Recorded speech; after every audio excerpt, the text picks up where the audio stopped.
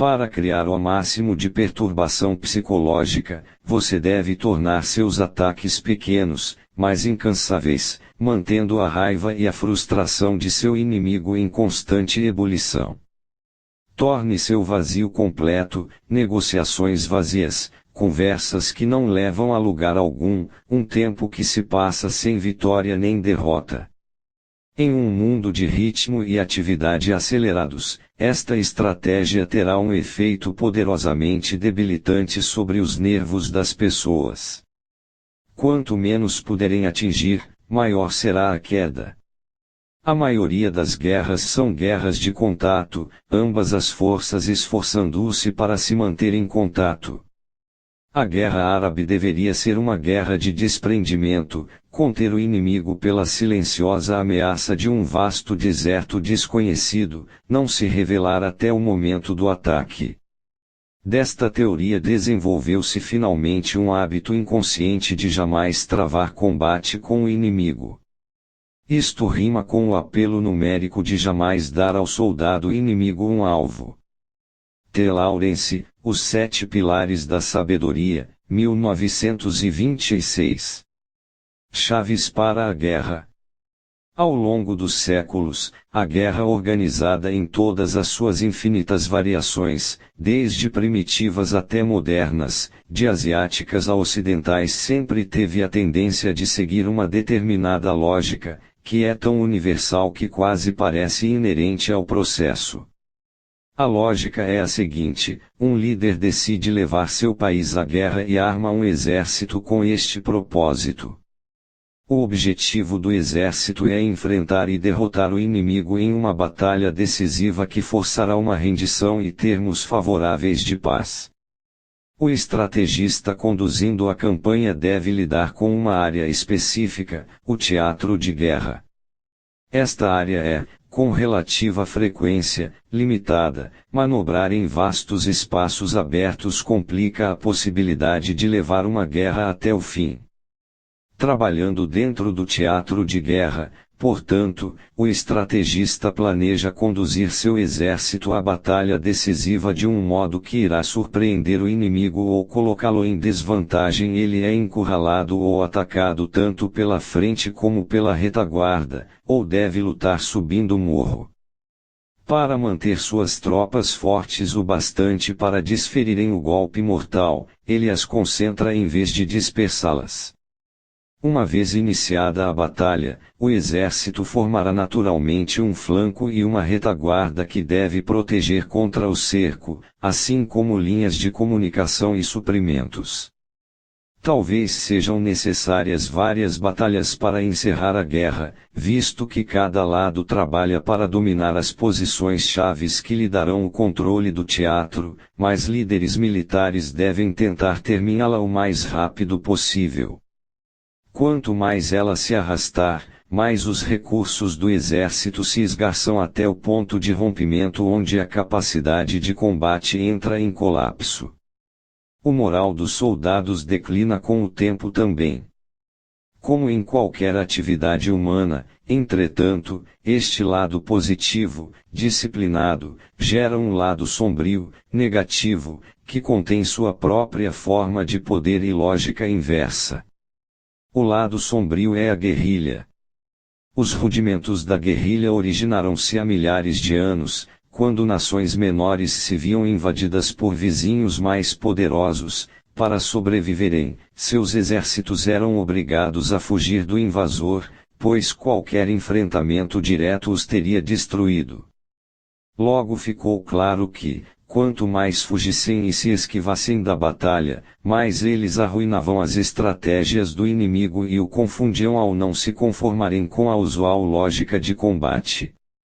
O próximo passo era levar isso mais adiante. Estes guerrilheiros primitivos aprenderam quanto vale operar em bandos pequenos, dispersos, ao contrário de um exército concentrado, mantendo-se em constante movimento, jamais formando frente, flanco ou retaguarda para o outro lado atacar.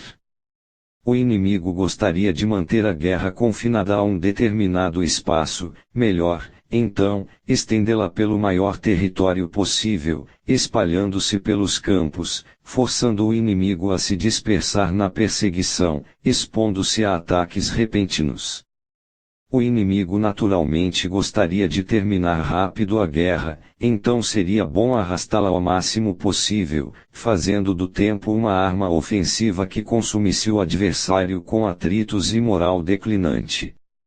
Deste modo, durante milhares de anos e com tentativas e erros, a arte da guerrilha desenvolveu-se e foi refinada em sua forma atual. Treinamento e ideias militares convencionais giram em torno da concentração para a batalha, de manobras dentro de áreas limitadas e do esforço para a matança rápida.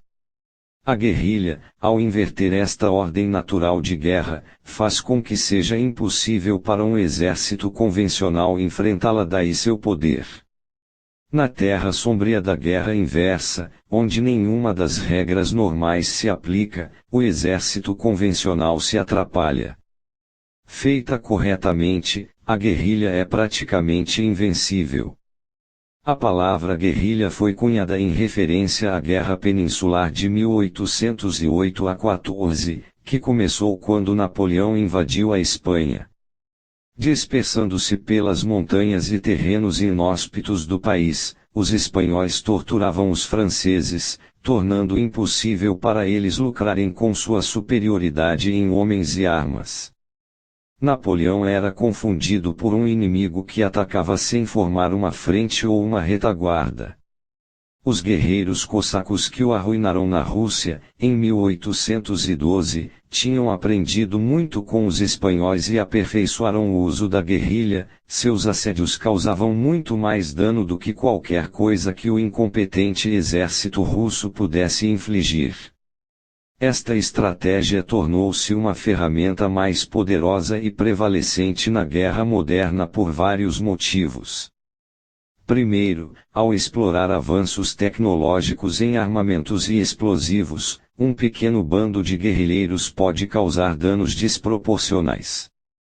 Segundo, a guerra no estilo napoleônico expandiu muito o tamanho dos exércitos convencionais, tornando-os muito mais vulneráveis às táticas de atacar e fugir das forças mais leves e móveis. Finalmente, a guerrilha tem sido adotada com propósitos políticos com grande efeito. Ao infundir na população local o entusiasmo por uma causa, um líder revolucionário pode veladamente multiplicar sua força. Seus defensores civis podem sabotar a força invasora do inimigo, oferecer valiosas informações secretas e transformar as áreas rurais em um campo armado. O poder da guerrilha é essencialmente psicológico. Na guerra convencional tudo converge para o encontro de dois exércitos em batalha. Para isto é que se planejam todas as estratégias e é isto que o instinto marcial exige como uma espécie de alívio da tensão. Ao adiar indefinidamente esta convergência natural, o estrategista de guerrilha cria intensa frustração. Quanto mais tempo esta corrosão mental durar, mais debilitante ela se torna. Napoleão perdeu para os russos porque seu sentido estratégico se desorientou, sua mente caiu antes de seu exército. Por ser tão psicológica, a estratégia de guerrilha é infinitamente aplicável ao conflito social. Na vida como na guerra, nossos pensamentos e emoções convergem naturalmente para momentos de contato e enfrentamento com outras pessoas. Encontramos pessoas que são intencionalmente esquivas, que fogem ao contato, extremamente desconcertantes. Seja porque queremos agarrá-las e fixá-las em um lugar, ou porque nos incomodem tanto que queremos agredi-las, elas nos atraem. Assim, de um modo ou de outro, o esquivo é quem controla a dinâmica. Algumas pessoas levam isso ainda mais longe, atacando-nos de formas evasivas e imprevisíveis.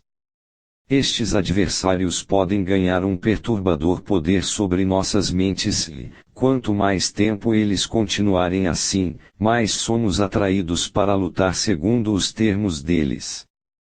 Com avanços tecnológicos que facilitam manter uma presença diáfana, e o uso da mídia como uma cortina e como um coadjuvante na guerrilha, o poder e a eficiência desta guerra na batalha política ou social crescem imensamente.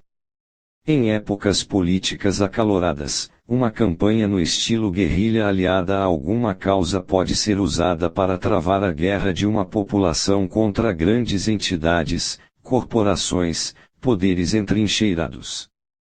Neste tipo de combate público, todos adoram lutar do lado da guerrilha porque os participantes estão mais envolvidos na luta, não são meras peças de uma gigantesca engrenagem. Franklin Roosevelt foi uma espécie de guerrilheiro político. Ele gostava de lutar evasivamente e usava de estratégias para negar aos republicanos qualquer alvo que pudessem atingir. Ele usava a mídia para parecer estar por toda a parte e travando um tipo de guerra popular contra interesses pecuniários. No estilo clássico de guerrilha, ele também organizou o Partido Democrata para torná-lo menos centralizado, mais móvel e fluido para batalhas locais. Para Roosevelt, entretanto, a abordagem de guerrilha não era tanto uma estratégia coerente como um estilo. Como muitos, ele inconscientemente sentia o poder de ser evasivo e lutava assim com muita eficácia, mas, para fazer esta estratégia realmente funcionar, é melhor usá-la com consciência e racionalmente. A estratégia de guerrilha pode ser o avesso da guerra, mas tem sua própria lógica, invertida mas rigorosa. Você não pode apenas improvisá-la anarquicamente, deve pensar e planejar de um novo modo móvel, dimensional e abstrato. O que é preciso considerar antes de tudo é se a campanha no estilo guerrilha é apropriada para as circunstâncias que você está enfrentando. Ela funciona muito bem, por exemplo, contra um adversário que é agressivo mas esperto, um homem como Napoleão. Estes tipos não suportam a falta de contato com um inimigo. Eles vivem para manobrar, ser os melhores, atacar melhor. Não ter nada para atingir neutraliza a expertise deles, e sua agressão torna-se sua ruína.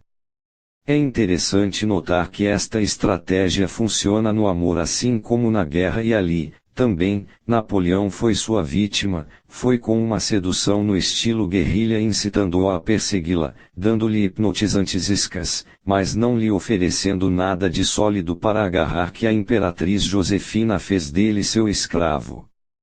Esta estratégia do vazio funciona às maravilhas com aqueles que estão acostumados com a guerra convencional.